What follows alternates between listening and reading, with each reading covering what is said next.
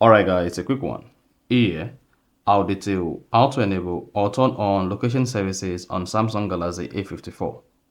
So if you have the Samsung Galaxy A54 in the A series, and you want to enable or turn on location services on your Samsung Galaxy device, then here's a video for you. So if at the end of this you found this offer informative, please don't forget to like and then subscribe. Now the first thing you want to do is go ahead and open the settings app on your Samsung A54 5G. Now scroll down until you get to location and then click on that.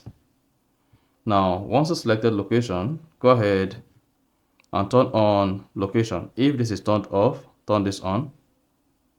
You can now go ahead and click on location services.